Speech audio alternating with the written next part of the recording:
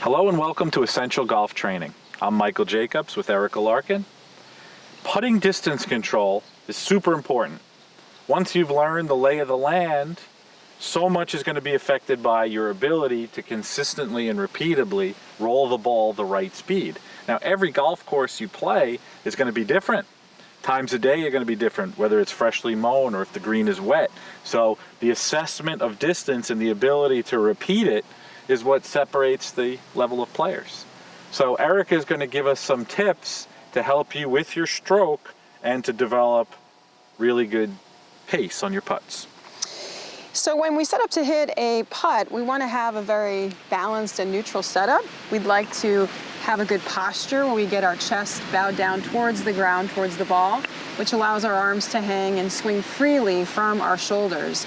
We want to make a very quiet stroke in the sense that we don't want to be wristy, because that would add unnecessary power and we would lose control of the club face position. We're just trying to keep a very straight club face angle as we address the putt and swing the putter back and forth. Once we have a feel for our setup and our stroke and everything is lined up to where we'd like to aim, we have to decide how hard we want to hit the putt. And distance control is very much controlled by the length of the stroke. If we keep a consistent pendulum-like rhythm and change the length of the backswing, we can produce different length putts. So I've marked out a couple of reference points here. Behind the first ball, I have a tee that's lined up about the length of my back foot. This is going to produce a short to medium length putt, maybe 10 feet in distance. So if you have a very short putt, you might even determine to swing your backswing a little shorter than the width of your back foot in your stance. Once you've practiced what it feels like to take a backswing of that length, follow through about the same length on the other side with a gentle acceleration. So it's sort of a tick-tock rhythm. So using that as a reference, you want to probably practice hitting some putts with that length backswing and see how far the ball rolls out. And you'll get some feedback and some average distances for that length backswing. When you can repeat that, then go ahead and add about 4 inches or 5 inches of backswing length and see how far the ball rolls out with the same rhythm. Tick, tock. And last but not least, let's add more backswing length to play the putter, put the putter about a foot past your back foot and follow through about the same amount.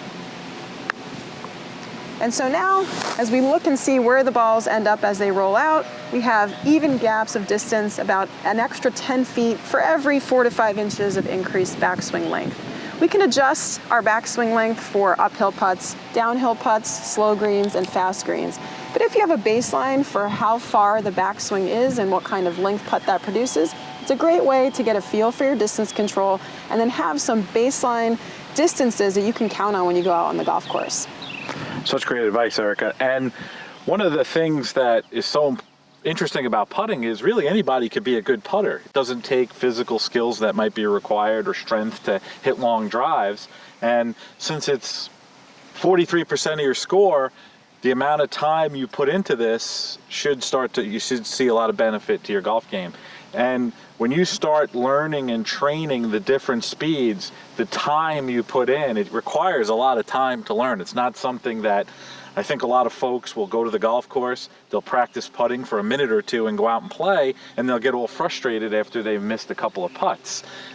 When you're talking about high-level performance of golfers, they spend hours putting. I remember when I was a kid and I was playing competitively, I would spend 3 to 4 hours a day just working on my putting stroke. So it's really what you put into it. By using some of these ideas, you'll build a consistent stroke, and then the time put in, really anybody can become a great putter. We want it to be as natural and instinctual as possible, and that takes time to develop the skills to make it a little less mechanical and a little bit more just reactive. You can see the putt, you feel the putt, and you hit the putt. You're not thinking exactly about backswing length. That will become more second nature the more you practice. And Erica, what do you think about putter selection? Like, everybody can see that your putter is a lot bigger and wider than mine with a longer grip, and mine is more slender. What are some of the things you look for when you're fitting someone for a putter? I think we want to get a golfer in a really good posture, as I was mentioning before, and then find a putter that fits them. So if you're a little taller or you're a little bit more petite, or depending on the length of how your arms hang, you want to find something that's a comfortable length so that it's not too long and hitting you in your torso, or it allows you to get in a comfortable distance over the ball. If it was too short, you might feel the urge to bend over or get too close. So I think establishing a posture and then finding a putter that fits you is the first step. And secondly, it has to look good and feel good to you. You have to be able to aim it well. Sometimes people just aim mallet putters better than blades.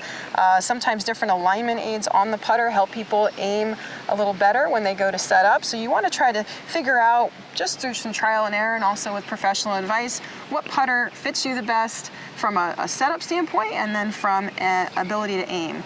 And so if you can do those two things, I think you'll really improve your putting skills. Yeah, it's super individualistic, and being someone who's been doing this for a long time and fitted a lot of people for putters, something like putting a line on the putter or not a line will definitely change their visual perspective. And a little secret, and something I recommend, is I always take a little two-sided tape and I put it on top of the putter, and I have this little tiny laser that I got at the local store, and I put it on top. And when I'm trying to select a putter, I'm trying to visualize which putter allows me to consistently aim that little laser. It's a lot of visual experience on a putting green, and especially with the putter that you pick. It's super individualistic.